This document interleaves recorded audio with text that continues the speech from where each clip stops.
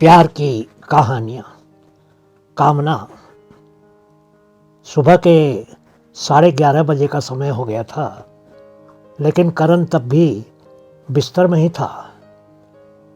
वो कोई इतवार का दिन नहीं था कि देर तक सोया जा सके। ये काफ़ी अजीब बात थी। तभी अचानक उसका फ़ोन बजने लगा।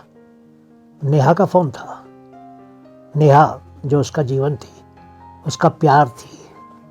करण ने तुरंत ही फ़ोन उठा लिया।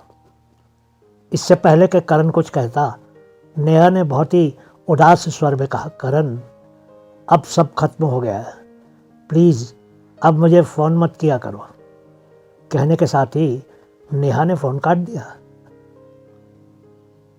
करण तो जैसे एक निर्जीव मूर्ति ही बन गया था। उसको लगा कि जैसे किसी ने उसके दिल को निकालकर उसके टुकड़े टुकड़े कर दिए थे। उसको यकीन ही नहीं हो रहा था।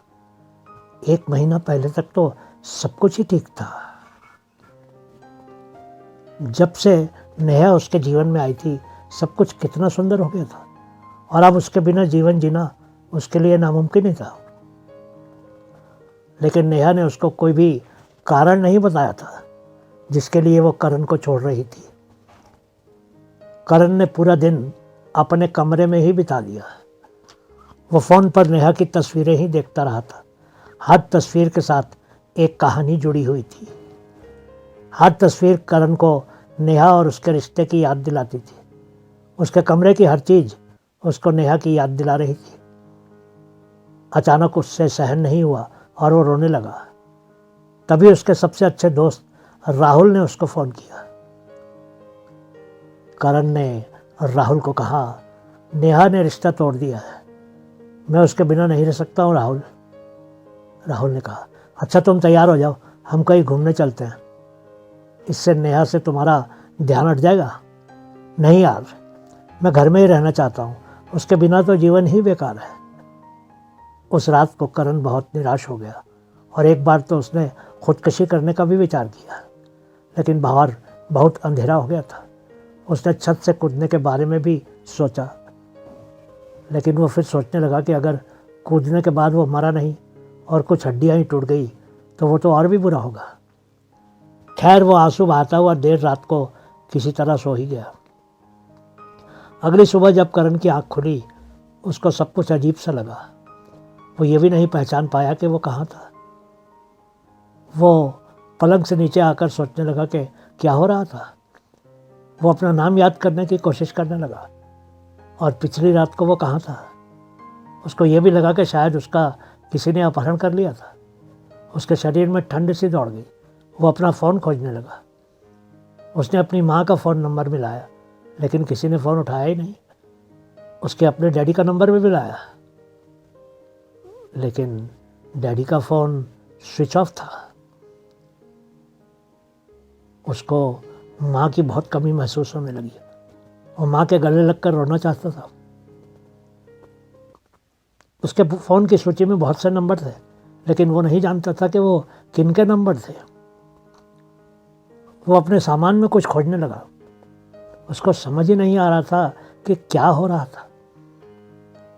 उसने अपने ड्राइविंग लाइसेंस पर अपना नाम करण मित्तल और जन्म तिथि 12 सितंबर 1990 देखा।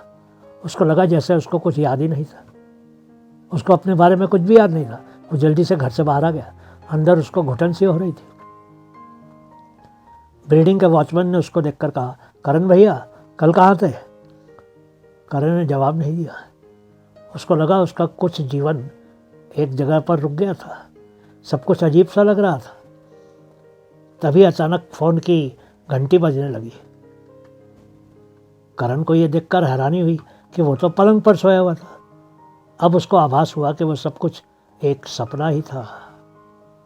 राहुल के उस फ़ोन ने उसको सपने से जगा दिया था। फिर भी उसको कुछ समय लगा ये समझने में कि क्या क्या हुआ था। अब न तो नेहा के और न ही खुदकुशी के बारे में सोच रहा था। उस सपने ने उसको आभास करवा दिया कि जीवन में सिर्फ एक लड़की से भी अधिक बहुत कुछ होता है। वो सोचने लगा ज़्यादा से ज़्यादा उसका नेहा से रिश्ता ही टूट सकता था, लेकिन उससे बुरा कुछ नहीं हो सकता। वो सोचने लगा कि अगर उसके मम्मी डैडी उसके साथ ना होते तो उसका जीवन कैसा होता।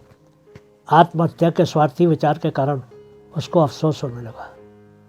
उसने अपने माता पिता के बारे में एक बार भी नहीं सोचा था। आत्महत्या के बारे में सोचते समय